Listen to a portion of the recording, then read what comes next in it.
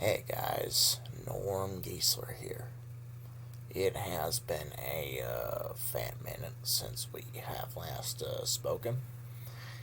So, anyways, I'm going to talk to you about how I used to tend to cats.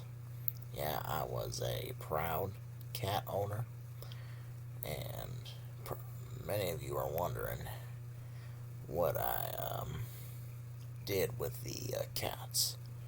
So, there are a lot of rumors going around that I used to strangle the cats. That's not true. Um, the thing is, um, I used to, yeah, I did strangle cats, but the main thing is that I made the cats shit in the yard, and I planted their turds in my garden.